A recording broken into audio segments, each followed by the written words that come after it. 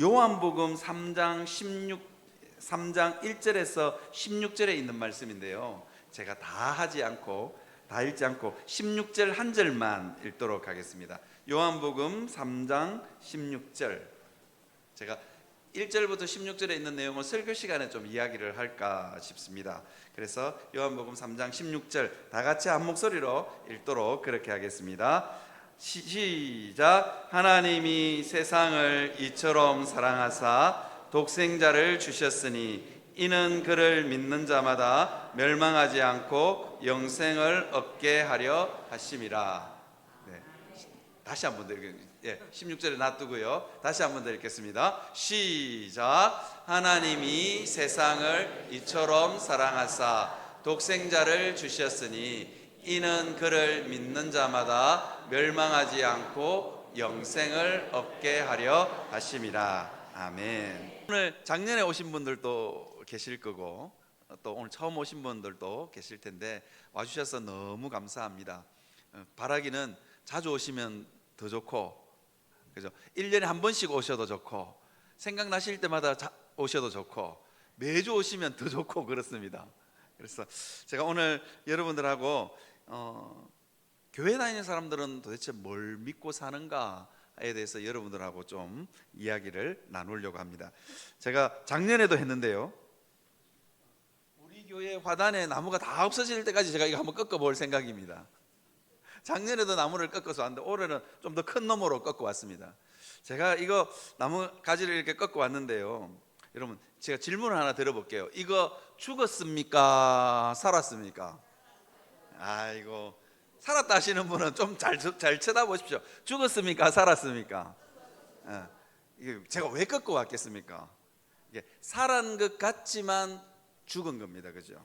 살은 것 같지만 죽었어요. 이거 아직까지 생생한데 오늘 저녁쯤 되면 이거 시들시들해질 겁니다. 그죠?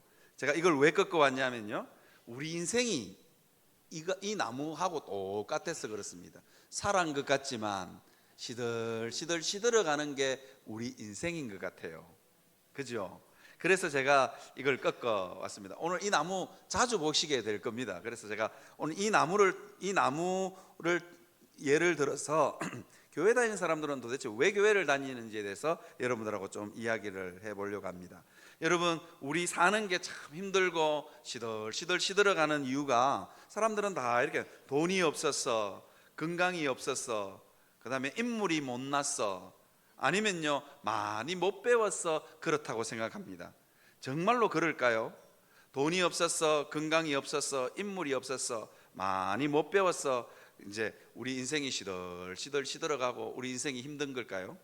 성경은요, 뭐 그것도 이유가 되지만 인생이 시들시들어가는 근본적인 이유가 뭐냐면 죄 때문에 하나님하고 우리하고 딱 떨어져 있는 거예요. 이 나무가 시들어가는 이유가 뭐냐? 뿌리에서 물도 못 공급받고, 그죠? 못 빨아먹고, 그 다음에 영양분도 못 받으니까 이게 시들시들어가는 겁니다. 우리 인생이 왜 고달프고 시들시들어가느냐? 죄 때문에 하나님하고 우리하고 딱 떨어져 있는 거예요. 그래서 젊었을 때는 좀 사는 것 같았는데 나이가 들수록 시들어가는 게 우리 인생입니다. 그 이유가 뭐냐? 돈이 없어서도 아니고, 못 배웠어도 아니고, 남편 때문도 아니고, 애먹이는 남편 때문도 아니고, 하나님하고 딱 떨어져 있어서 그렇습니다. 제가 서울에서 목회할 때 우리 교회 바로 옆에, 서울에서는 단독주택을 살면 부잣집입니다. 어마어마한 부잣집입니다. 그런데 그 단독집은, 우리 교회 옆에 있는 단독집일 뿐만 아니라 대문에 큰 소나무가 있을 정도로 굉장히 부잣집이었습니다. 그런데 그 집의 사모님이 새벽만 되면 가끔씩 눈이 빨개 가지고 눈이 캥해 어디 병든 사람처럼 새벽 기도를 옵니다. 왜 새벽 기도를 오냐면 한숨도 못 자고 너무 답답하니까 그냥 눈이 빨갛게 해가 눈이 캥해요. 어제 완전히 막 밥 한 그릇도 못 먹은 사람처럼 밤을 꼴딱 새고 교회 가면 괜찮아질란가 싶어서 새벽 기도를 오시는 분이 있습니다. 이 집에는 굉장히 부잣집이었던 것 같아요. 제가 그 아침에 교회 출근할 때 보면 어떤 날은 하얀색 외제차가 있고, 어떤 날은 까만색 외제차가 있고, 어떤 날은 빨간색 스포츠카가 있고, 뭐 하여튼 그것도 양복을 깔끔하게 차려 입은 기사가 와서 아침에 그 청소하고 있어요. 제가 그 출근할 때마다 저 사모님은 복도 많지, 하얀색 외제차, 까만색 외제차, 어떨 때는 빨간 스포츠카를 타고 기사를 데리고 다니니까 저 사모님은 복도 많지, 그렇게 생각하고 있었는데, 이 사모님이 진짜 복이 많은 건 아닌 것 같아요. 왜냐하면 밤마다 잠을 못 자니까 얼마나 답답했으면 교회 오겠어요. 그래서 교회 새벽기도 한번 올 때마다 헌금은 안 하고 못 배운 가난한 학생들 장학금 주라고 돈 100만 원씩 주고 갑니다. 100만 원씩. 그리고 자꾸 주고 가니까 불렀어요. 아이고 아줌마 이리 와보라고. 도대체 와 그래 눈은 빨가 얘가 새벽마다 가끔씩 교회 나오냐 그러니까 잠이 안 온대. 그래서 물어봤어요. 왜 잠이 안 오니까 그러게요. 그러면서 뭐라 그러냐면 남편이 애 먹이는 것도 아니고 자식이 애 먹이는 것도 아니고 내가 돈이 없는 것도 아니고 잠이 안 온대. 말은 안 하셨지만 얼굴을 딱 보니까 서울에 아주 좋은 대학을 졸업했는 것 같아요. 말은 안 하셔. 원래 서울 사람들은 그렇습니다. 그런데 얼굴에 똑똑이라고 써붙여져 있어. 그냥 뭐라 그래야 될까요? 그냥 그 얼굴 자체에서 아주 이지적이고 품격이 그냥 줄줄줄 흘러. 그런데 왜 잠이 안 오는지 모르겠어요. 그래서 내가 가질 것 다 가지는데 왜 그래 우울증이 자꾸 생기냐고. 그러니까 그 아주머니가, 그 사모님이 뭐라 그러냐니까 그래서 난 더 미치겠대. 미치고 팔짝 뛰겠대. 왜 그런지 모르겠대. 그래 이럴 때 가끔씩 부르는 노래 있잖아요. 내가 왜 이런지 몰라 나오나 노래. 가끔씩 제가 노래를 잘 부르면 한 곡 쫙 뽑아 드릴 건데, 근데 그 아줌마 이야기를 듣고 있으니까 나도 왜 이런지 몰라. 뭐 대책이 없는 거예요. 대책이 없는 거야. 모든 걸 다 가졌어. 불행한 60대 아줌마. 그죠? 인생이 왜 그럴까? 여러분, 인생이 왜 그럴까? 간단합니다. 우리는 왜 그렇게 인생이 시들시들 밤에 잠도 안 오고 걱정도 염려도 생기고, 애 먹이는 남편 없으면 괜찮을 것 같지만 애 먹이는 남편 가고 나니까 더 잠이 안 와. 이게 인생이 그런 겁니다. 그죠? 왜 그러냐면요, 하나님하고 우리하고 딱 떨어져 있기 때문입니다. 하나님의 복과 생명이 우리한테 안 오니까 그런 거예요. 이게 성경이 말하는 근본적인 이유입니다. 그래서 인생이 시들시들 시들어 가는 겁니다. 요 나무 한 번 더 넣을게요. 여러분, 이 나무가지 있잖아요. 이 나무가지에다가 진짜로 비싼 꽃봉에 꽂으면 이 나무 안 시듭니까? 말라 비틀어지지 않습니까? 그래도 비틀어질 거예요. 조금 낫기는 하겠지만 진짜로 비싼 영양분이 있는 비료탄물에다가 이거 담궈 놓으면 며칠은 괜찮을 거예요. 그죠? 며칠은 괜찮아도 이거 언젠가는 시들시들 말라갈 겁니다. 그리고는 이거 언젠가는 아궁이 속으로 들어가야 될 겁니다. 그죠? 왜 뭐 말랐으니까 필요가 없는 거예요. 지금이야 좀 풀어지. 나중에 눈이 팅팅해지고 나중에는 바짝 말라버릴 거예요. 이게 인생입니다. 여러분, 우리는 때때로 하나님하고 우리하고 관계가 딱 떨어져 있는데 이거 어떻게 메꿔 보려고 여러분 좋은 차를 타보기도 하고 좋은 집에 살아보기도 하고, 여러분 그게 그렇게 해봅니다. 그렇게 한다고 해결되던가요? 해결 안 되더라고요. 어느 분이 그러더라고요. 어느 교회 장로님이 자기 인생을 뭐라 그러냐니까 어느 교회 담임 목사님이 그 교회 장로님 인생을 말해서 정말로 찢어지게 가난한 집에서 화장실도 없는 집에 살았대요. 그 공동 화장실 쓰는 집에서 총각 때 결혼해서 단칸방에서 살았대. 그래서 그 목사님이 그러더라고요. 그때 그 총각 집사, 장로였던 그 총각 집사의 꿈이 뭐냐면 화장실 있는 집에 이사 가는 게 소원이었대. 그래서 화장실 하나 있는 집에 이사 갔어요. 화장실 하나 있는 집에 이사 가고 나니까 화장실 2개 있는 집에 이사 가고 싶더래. 여러분 집에 화장실 다 2개 있습니까? 그리고는 그 장로님 인생이 끝났어.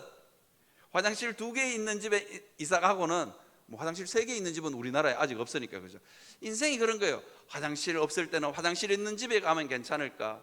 그리고 화장실 하나 있을 때는 2개 있는 집에 괜찮을까? 2개 있는 집에 가봐도 인생이 별 거 없더라는 거예요. 그게 인생입니다. 여러분, 이게 서서히 말라가는 게 참 우리 인생인 것 같아요. 여러분 여기 오늘 초청되어 오신 어르신들 왕년에는 다 예쁘셨던 것 같아. 아닙니까? 나도 처녀 때 다들 한가닥들 하셨잖아요. 그리고 우리 남자분들도 보니까 왕년에는 나도 한가닥들 하고 나도 왕년에는 처녀들이 줄줄줄 따르고 인물이 그랬지요. 그런데 나이가 드니까 별 볼 일 없는 거예요. 그죠? 나이가 드니까 그렇게 예쁜 얼굴도 점점 남자 얼굴이 나타나고, 나이가 드니까 남자인지 여자인지 이제 분간도 잘 안 돼. 그죠? 저도 그랬습니다. 저도 총각 때는요 꽤 잘생겼습니다. 꽤 잘생긴 인물이 아직 좀 남아 있어가지고 볼만은 하실 겁니다. 그래서 저도 괜찮았습니다. 제가 총각 때 몸무게가 몇 킬로냐? 68kg. 저 뭐 참 진짜 걸어 다니면 얼굴은 뭐 그래도 몸매 하나는 뭐, 그죠? 대학 캠퍼스를 그러면요 다른 과 여학생들조차도 저보고 몸매 좋다고. 그랬던 몸매인데 나이가 드니까 별 수 없어요. 이게 제가 요즘 배가 너무 많이 나와가지고 밤에 자다가 라면 한 그릇이 너무 먹고 싶어가지고 라면 먹으려고 딱 나왔는데 우리 집 사람이 자다가 깼어. 그러면서 뭐라 하는지 아세요? 배를 쭉쭉 찌르면서 이 배를 가지고도 라면 먹냐고. 내가 더럽고 치사해가지고 됐다 마 치아라 그러고 방에 들어가 다시 잡니다. 그런데 진짜 인생이 더 비참한 건 뭔지 아십니까? 그렇게 와이프한테 살쪘다고 쫑꾸를 당하고도 와이프 자는 거 살짝이 보고 부엌에 살짝이 나 아까 먹으려고 했던 그 생라면 침대에서 바삭바삭 뽀사 먹는다니까. 생라면을 다 먹고 나면 인생이 너무 서글퍼. 그게 인생입니다. 어느 날 보니까 그런 것 같아요. 저도 참 인생이 괜찮았는데 어느 날 보니까 거울을 보니까 자꾸 돌아가신 우리 아버지가 자꾸 나타나. 우리 애들이 그래요. 아빠 점점 할아버지를 닮아가고 있어 그러더라고요.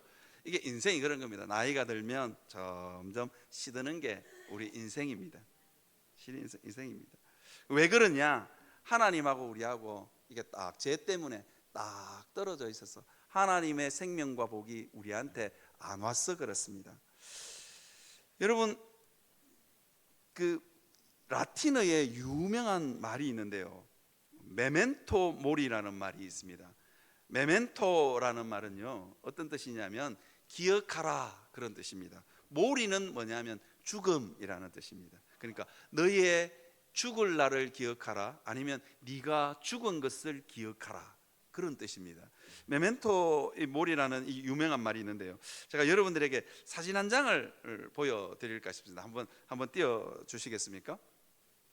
이게 88 서울 올림픽 때 잠실 주 경기장에, 여러분 이 사진 혹시 기억하세요? 초등학교, 그때는 국민학교였어요. 국민학교 1학년짜리가 그 잠실 그 운동장에 잠실 운동장이 꽉 찼다가 사람들이 싹 빠지고 텅 빈 운동장 저 끝에서부터 초등학교 1학년짜리가 굴렁쇠를 굴리고 이렇게 싹 나옵니다. 그러니까 막 그걸 지켜보고 있던 외국 사람들이 완전히 막 난리가 났습니다. 야, 어떻게 저럴 수 있나? 저 꼬맹이의 저 푸른 잔디밭에, 아무것도 없는 푸른 잔디밭에 꼬맹이가 굴렁쇠를 굴리고 저 끝에서부터 운동장 끝까지 싹 굴리고 하는데 외국의 언론들과 그걸 지켜보고 있던 외국인들이 난리가 났습니다. 동양의 여백의 미의 극치라고요. 그리고 삶과 희망과 그리고 인생의 허물을 저 사진 한 장에, 아니면 굴렁쇠를 굴리는 그 꼬맹이를 통해서 삶과 희망 그리고 인생의 허물을 집약적으로 표현했다는 거예요. 그런데 여러분, 저 굴렁쇠를 굴리는 저 장면을 기획한 사람이 누구냐면 그 이화여대 국문학과 교수였던 이어령이라는 사람입니다. 세계가나 우리나라의 최고의 석학이었어요. 그런데 이 이어령 교수가 저 굴렁쇠를 굴리는 저 장면이 도대체 어디서 왔을까 보니까 이 책에 그 이야기를 기록해 놓았습니다. 이게 이어령 교수라는 사람이 예수님을 믿고 나서 자기 이야기를 적은 책이 지성과 영성으로라는 책입니다. 이어령 교수가 이렇게 기록해 그 당시를 떠올리면서 시를 이렇게 기록해 놨어요. 한밤에 눈을 뜨면 어머니의 숨소리를 엿듣던 긴 겨울밤, 어머니 손 움켜잡던 내 작은 손가락. 어머니가 이 이어령 교수 9살 때인가, 이어령 교수가 어렸을 때 어머니가 죽습니다. 6살 때도 어머니가 늘 병들어 있었던 것 같아요. 그래서 밤에 잘 때 어머니가 죽었나 안 죽었나 이 길을 갖다 대고 어머니가 숨을 쉬면은 우리 어머니 살았는갑다 이라고 잠을 자던, 그리고 어머니 손을 한번 꼭 잡아보던 그런 사람입니다. 그러니까 그 6살 정도가 된 그 어렸을 때부터 죽음이 뭔지가 이 어린아이 머릿속에 들어온 거지요. 그리고는 어린아이는 쉽게 잊어버리고 그냥 삽니다. 쉽게 잃어버리면 사는데, 어느 날 갑자기 이 이어령 교수가 굴렁쇠를 굴리다가 보리밭길을 지나갑니다. 보리밭길을 싹 지나가다가 그 보리밭길 한가운데 멈춰서 그냥 펑펑 웁니다. 친구랑 싸운 것도 아니고, 그 다음에요, 돌뿌리에 걸려서 넘어진 것도 아닙니다. 5월의 보리밭, 햇살은 너무너무 눈부시게 아름다웠습니다. 그리고는 기가 멍멍해지면서, 근데 굴렁쇠를 굴리고 가 있던 그 어린아이가 그냥 거기서 서서 펑펑 우는 거예요. 이유도 없이 우는 거야. 그 시를, 그때 지은 시가 이렇습니다. 뭐라고 했냐면, 애들은 미꾸라지 잡으러 시냇가로 가고, 애들은 새둥지 따러 산으로 가고, 나 혼자 굴렁쇠를 굴리던 보리밭길, 6살 빼기 아이의 밤에 무슨 연유로 눈물이 흘렀는가, 너무 대낮이 눈부셨는가, 너무 조용해 기가 멍멍했는가. 이게 어느 날 갑자기 6살 꼬맹이의 마음속에 그냥 죽음이라는 단어가 쑥 하고 밀려 들어온 겁니다. 이게 감수성이 예민하니까요, 기가 멍멍해지면서 죽음이 이런 건가? 이렇게 된 겁니다. 여러분, 왜 우리 인생이 이 모멘토 모리처럼 죽음의 순간들이 우리 인생에 찾아오고 인생이 힘겹고 힘겨운가? 그건 요겁니다. 요거, 하나님하고 우리하고 관계가 딱 떨어져 있기 때문입니다. 그래서요, 때로는요, 인생이 너무 힘겹고 우리 인생이, 내 자신의 인생이 아무 이유도 없이 힘들 수도 있고, 아니면 그렇게 해서 다른 사람을 힘들게 하기도 합니다. 여러분, 애먹이는 남편, 애먹이는 자식, 애먹이는 사람들 보면서 왜 저럴까? 이유는 간단합니다. 그 사람들도 시들시들 시들어가고 있기 때문입니다. 그래서 인생이 서러운 거예요. 그러니까 내 인생도 힘들고 다른 사람의 인생도 힘겹게 해야만 살 수 있는 세상, 이게 인생의 근본적인 모습입니다. 그래서 여러분 있잖아요, 우리는요, 이 인생의 근본적인 죄로 말미암아 생긴 이 단절의 문제를 해결하지 않고는 우리 인생이 결코 행복하지 않습니다. 이 근본적인 문제를 해결하지 않는 이상 아무리 좋은 것을 갖다 붙여도, 아무리 좋은 집에 살아도, 아무리 출세를 해도 괴롭고 힘든 겁니다. 죽었어도 이건 괴롭고 힘든 겁니다. 여러분, 하나님하고 우리하고 단절의 극치는 어디냐? 지옥입니다. 지옥에 하나님이 계시지 않으니까요. 그냥 하나님과 이 단절의 극치는 지옥이고, 그 다음에 하나님하고 딱 연결된 것의 극치는 어디냐? 천국입니다. 왜냐하면 그 천국에 가면 하나님의 복과 생명이 그냥 내 삶 가운데로 계속 밀려 들어오기 때문입니다. 그랬어요, 인생들은요, 이렇게 시들시들 시들어가는 자기 인생을 해결하려고 합니다. 어떻게 하면 이거를 해결할 수 있을까? 안 시들고 살 수 있을까? 이게 이제 인생들이 가지고 있는 고민입니다. 그래서 정말로 사람에 따라서는 정말로 할 수 있는 모든 노력들을 합니다. 어떤 사람들은요, 이게 해도 안 되니까 잊어버리고 사는 사람도 있습니다. 답이 없으니까 치아라, 죽으면 다 흙으로 돌아가고 끝이지, 그러고 그냥 잊어버리고 사는 사람도 있고. 그런데 잊어버려도요, 아까 그 말했던 이어령 교수처럼 문득 삶의 고통이, 삶의 허전함이, 삶의 외로움이 우리 삶을 찾아옵니다. 문득요, 그렇게 찾아오는데, 그래서 사람들은 다 이 단절의 문제, 이걸 해결하려고 굉장히 애씁니다. 저는요, 저하고 종교는 다르긴 하지만, 작년에도 이 이야기를 해드렸어요. 저하고 종교는 다르긴 하지만 저는 불교 스님 중에서 제일 존경하는 스님이 있는데, 저하고 종교는 다릅니다. 입장은 다릅니다. 성철이라는 스님, 이분은 참 정직하신 분인 것 같아요. 그분도 이 단절로 생긴 시들시들 쓰들어가는 자기 인생의 문제를 해결하기 위해서 자기가 할 수 있는 모든 것을 다 했습니다. 여러분, 장자불화라고 앉아가지고 눕지도 않고 잤어요. 누더기 옷을 평생 입었고 할 수 있는 고행이라는 고행은 다 했습니다. 여러분, 진짜로 이분은 대단한 것 같아요. 앉아서 8년인가 10년을 자지도 않았어요. 그렇게 고행을 했습니다. 그렇게 하면 죄 때문에 생긴 내 마음의 이 죄의 문제가 해결될 수 있을까? 그렇게 일평생을 보냈습니다. 어떤 날은요, 암자에다가 자기를 갖추고 몇 년 동안 말도 안 하고 암자에 갇혀 있기도 했습니다. 평생을 그렇게 살았습니다.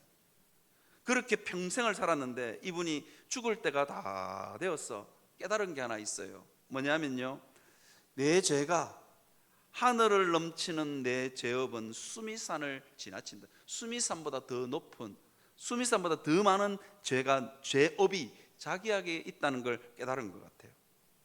그리고는 이분이 마지막으로 뭐라 하냐면, 산채로 무간지옥에 떨어져 그 한이 망갈래나 되는지라, 그렇게 이야기합니다. 이 성철 스님이 마지막에 깨달은 게, 죽기 한 달인가요, 두 달 전에 이 시를 남기거든요. 일평생 남녀무리를 속에서 하늘을 넘치는 죄업은 수미산을 지나친다. 산채로 무간지옥에 떨어져 그 한이 망갈래나 되는지라. 둥근 한 수레바퀴 붉음을 내뿜으며 푸른 산에 걸렸도다. 이게 성철 스님의 마지막 유언 같은 시입니다. 그가 깨달은 게 뭐냐? 인생은 이 죄의 문제를 자기 힘으로 해결할 수 없구나. 인생은 이 죄의 문제를 아무리 노력해도 죽었다 깨어나도 감당할 수가 없구나. 그래서 뭐냐면 죄업이 수미산을 지나친다. 수미산보다 더 높다는 거예요. 그러니 이게 성철 스님이 그렇게 하고는 결론이 뭐냐? 그래서 성철 스님이 결론이 뭐냐면 이겁니다. 체념입니다. 불교적 체념. 막 지옥 가서 그 벌 달게 받겠다. 억만억급의 시간을 다 바쳤어라도 나 그 죄 다 받겠다. 이게 불교적 체념입니다. 죄를 지었으니 그 벌 달게 받겠다는 거예요. 이게 불교적 체념입니다. 그런데 여러분 잘 생각해 보면요, 이건 참 무책임한 말입니다. 왜 무책임한 말인지 한번 여러분 제 이야기를 한번 들어보십시오.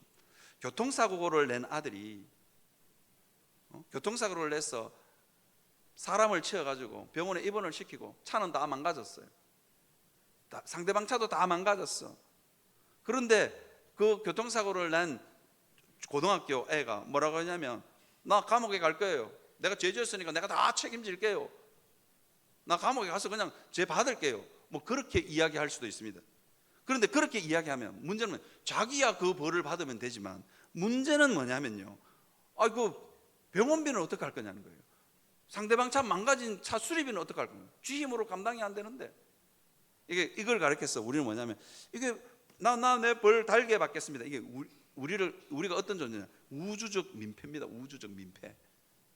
그래서 불교에서는요, 이 죄의 문제가 다 해결되려면 어떻게 하냐면 억만억급의 시간이 필요하대요. 여러분 억만억급이라는 말 한번 들어보셨는지 모르겠어요. 이 급이라는 시간이 얼마나 긴 시간인 줄 아세요? 급이라는 시간이 여기 오신 분들 중에서도 절에 한 번씩 가시는 분인데 스님들한테 한번 물어보세요. 급이라는 시간이 얼마나 긴 시간인지. 그거 제대로 대답해 주면 그 스님은 땡중은 아닙니다. 한번 물어보십시오.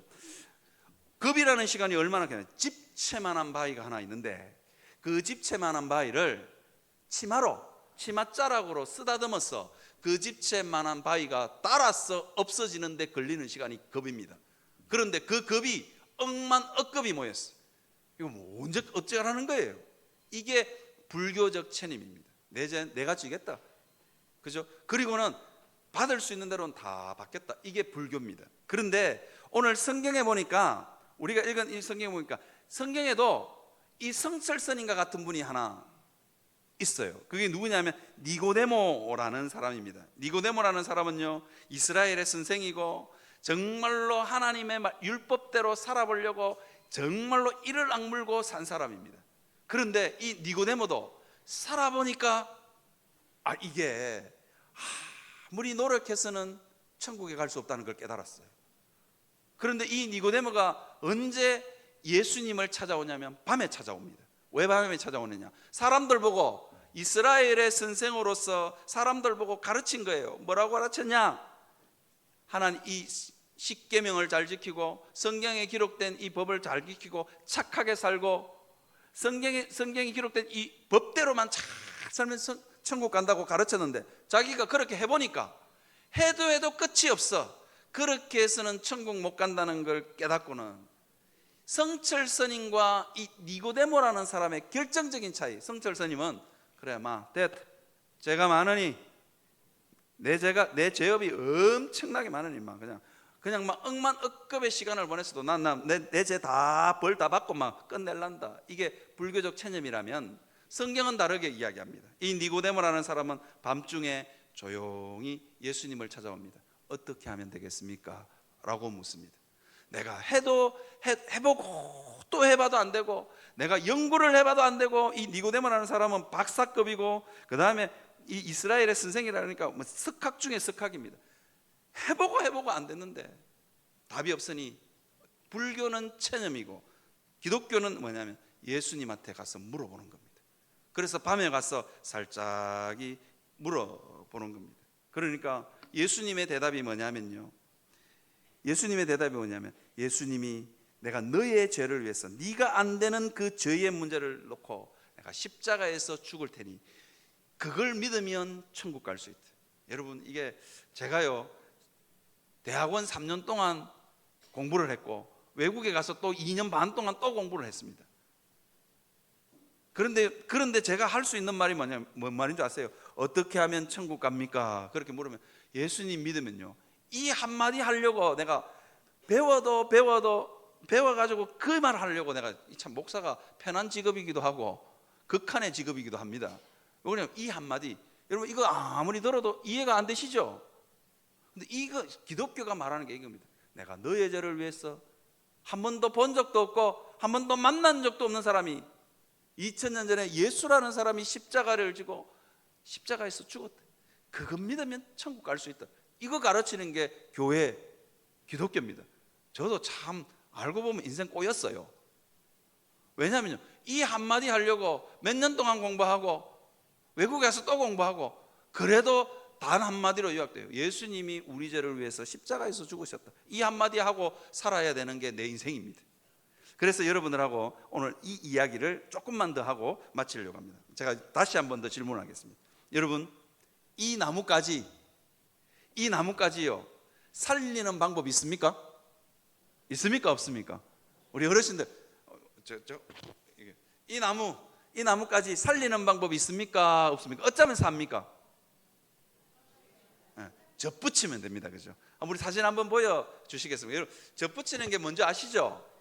사진 한번 보여주십시오. 그죠? 저희 감나무인데요, 감나무 가지가 뚝 끊어가지고 둥치에다가 쿡 하고 꽂아가 절여놓으면 삭이 나고 삽니다. 그죠? 이 나무도 마찬가지입니다. 이 나무 살리는 방법은 뭐냐? 이 나무가지 살리는 방법은 뭐냐? 젖붙이면 삽니다. 이거. 그죠? 삽니다. 성경은요 우리에게 뭐라고 이야기하냐면요, 이렇게 합니다. 사람으로는 도저히 천국 갈 수 없다. 그런데요 하나님으로는 할 수 있대요. 마가복음 10장 24절에서 27절에 보니까 이렇게 되어 있습니다. 사람이 천국에 가는 것, 사람이 자기 죄의 문제를 가지고 천국에 가는, 낙타가 바늘길을 지나가는 것이 부자가 하나님 나라, 그러니까 천국에 들어가는 것보다 더 쉬우니라, 이렇게 되어 있습니다. 여러분, 낙타는 아실 거고 바늘길은 당연히 아시겠죠. 여러분, 이거 실 꽂아가서는 그 바늘길, 거기에다가 그 낙타가 그 바늘길로 지나가려 그러면 어떻게 팔다리 다 끊고 막 오장육부도 다 끊고 그래가지고 낙타가 바늘길을 지나갔습니다. 그 지나간 것은 낙타입니까? 낙타가 아닙니까? 그거는 낙타가 아니문이다. 그죠? 그건 낙타가 아닌 거예요. 그만큼 이 부자는 어떤 사람이냐면 이런 겁니다. 내 힘으로 한번 천국 가보겠다는 사람입니다. 그만큼 어렵다는 거예요. 불가능하다는 겁니다. 그 이야기를 하고 있습니다. 그래서 27절에 보니까 마가복음 10장 27절에 보면 예수께서 그들을 보시며 이르시되 사람으로는 할 수 없으되 사람으로는 할 수 없으되 하나님은 그렇지 아니하니 하나님으로서는 다 하실 수 있느니라. 그렇게 이야기합니다. 그죠? 이 나무 가지는 절대로 살 수 없지만 젖붙이면 살듯이 하나님한테 딱 나아가면 산다는 겁니다. 여러분, 예수님이 우리를 위해서 십자가에서 죽으셨습니다. 십자가에서 죽으셨는데 이게 이제 어떤 의미냐면 이런 의미입니다. 제발 네 힘으로 살려고 발버둥 치지 말고 내가 너를 진짜로 사랑하니까 너 내한테 와줄 수 없겠니? 나한테 좀 네 자신을 맡길 수 없겠니? 내가 꼭 내한테 젖붙일 수 없겠니? 너 나한테 와라 라고 이야기하는 겁니다. 근데 인생들이 안 와. 끝까지 자기 힘으로 해보겠다고 가는 거예요. 성철 선생님처럼 안 된다는 걸 알면 안 된다는 걸 알아. 그러니까 뭐냐면 그냥 막 내 벌 달게 받고 말지 뭐. 이게 인생. 고집이 진짜로 센 게 인생입니다. 제가요, 참 이 목사도 극한이 지금 이 이야기를 하는 거 우리 동생이 알면 형님 또 그 이야기 했어요 이러면서 쫓아올 것 같아. 우리 동생이 울산에 살거든요. 근데 이 설교 듣고 형님 또 그 이야기 설교 시간에 했어요 진짜 못 살겠다 이러면서 쫓아올 판인데 그래도 할랍니다. 우리 동생이 고등학교 다닐 때 옆집 친구집 차를 몰고 나가가지고 전봇대를 들이받았어. 이 고등학생들이 거기 쫄쫄이 5명인가 6명이다. 많이도 탔어. 막 5명인가 6명 타가지고 그 차를 우리 동생이 몰고 남의 집 차를 몰고 우리 동생이 전봇대를 들이받아봤어요. 6명 다 병원에 가 들여 누웠어. 우리 아버님이 얼마나 화가 났겠어요. 그래가지고 병원에 우리 아버지하고 우리 집에 있는데 전화가 왔어. 여기 병원인데요. 그 다음에 또 전화가 왔어요. 여기 경찰서인데요. 아들이요 교통사고 내가지고 병원에 들어 누워있다고. 그래 우리 아버지가 가지고 병원에 들어가자마자 아들을 딱 보더니만 아들이 많이 안 다쳤어. 그러니까 우리 아버님이 갈 때는 아이고 이놈의 손이 얼마나 다쳤을란가 아이고 이러다 가더니만 우리 동생이 멀쩡하거든요. 멀쩡한 침대에 누워있거든. 그러니까 이놈의 손이 죽으려고 이러면서 막 난리가 났어요. 그러니까 우리 동생이 뭐라는 줄 아세요? 아버지 제가 책임질게요. 아버지 상관하지 마세요. 이래 된 거야. 우리 아버님이 더 열을 받았어. 이제 나중에는 어구가 뭐라 그러니까 이게 너무 화가 나니까 우리 아버님 말도 못하고 이러면 쏘네 이러고 뭐 그냥 집에 오셨어요. 네가 알아서 해라 그러고 우리 아버님이 집에 오셨는데 그때부터 우리 아버님이 식음을 전폐하고 잠을 못 잤어요. 우리 막내 아들이 교도소 갈 판이야 지금. 그죠? 그래서 우리 아버님이 뭐냐면 저놈의 손이 잘못했다 하면 내가 다 차도 고쳐주고 병원비도 다 대주고 내가 변호사까지 가서 다 빼내주는데 잘못했다 소리를 안 한다.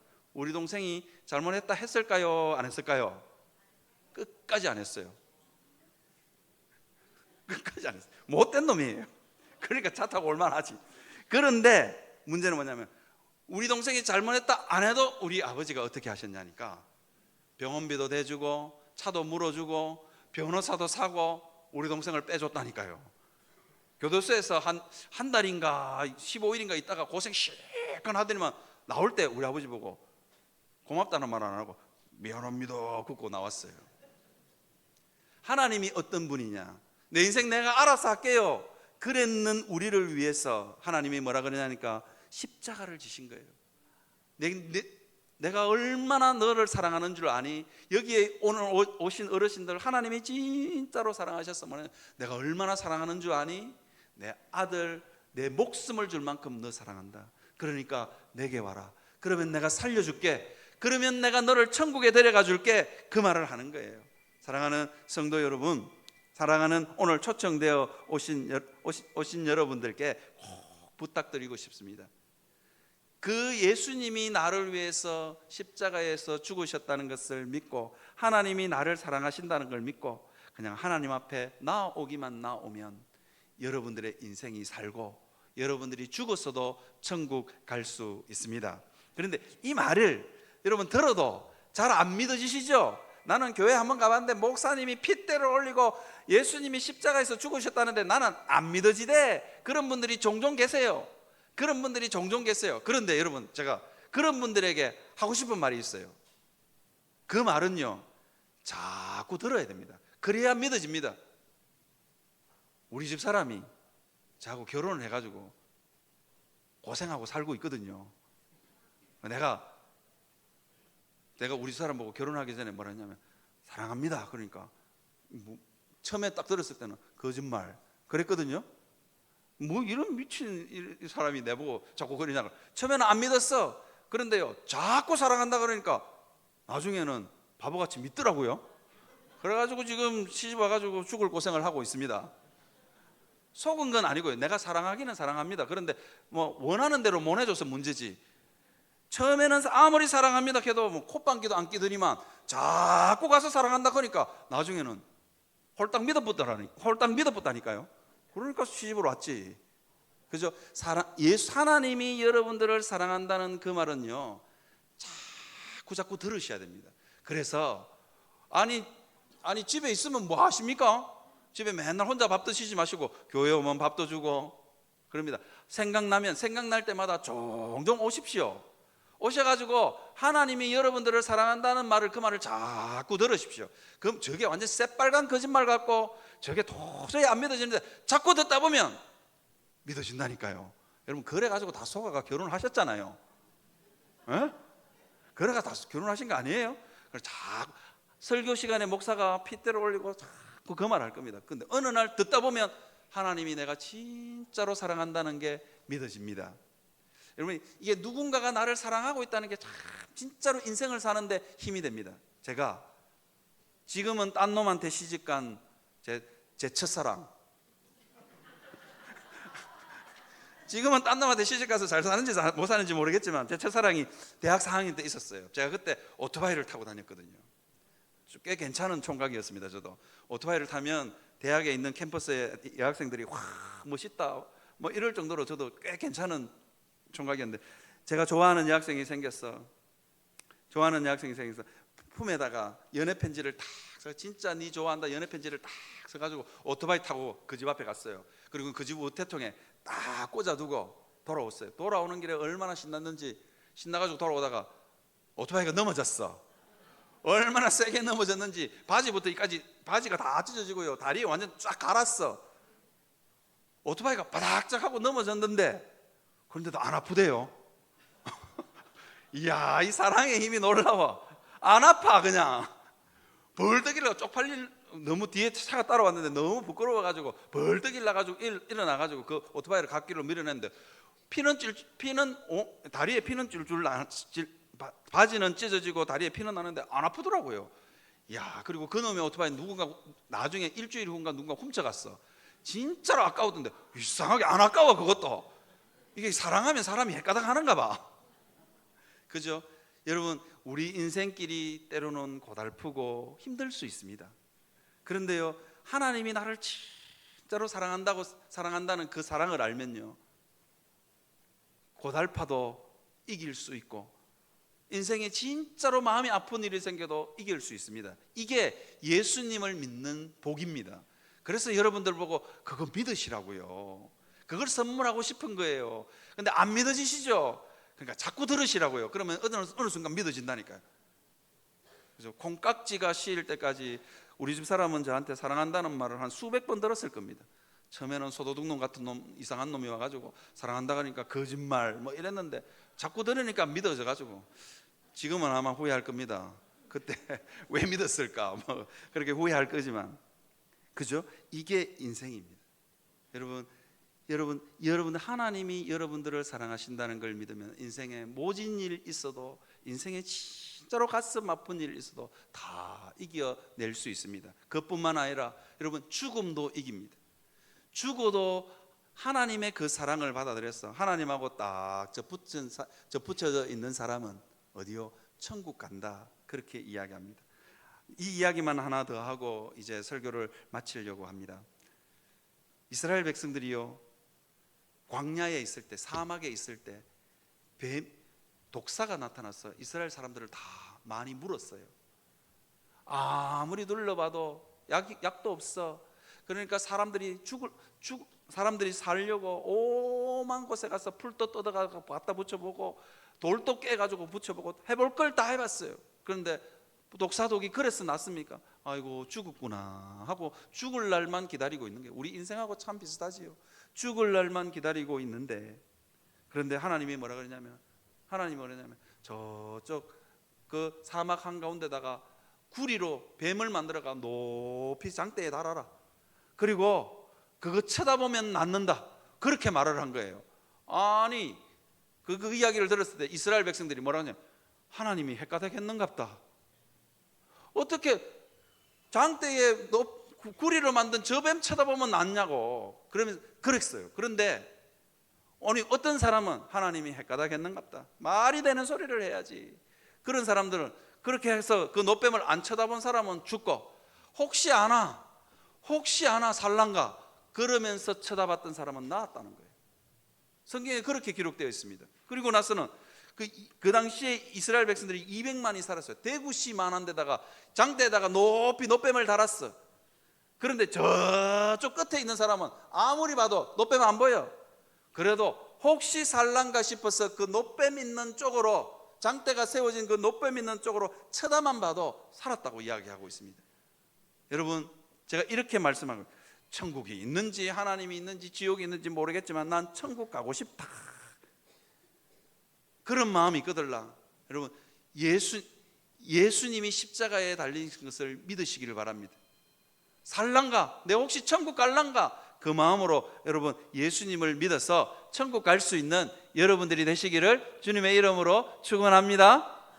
네, 감사합니다.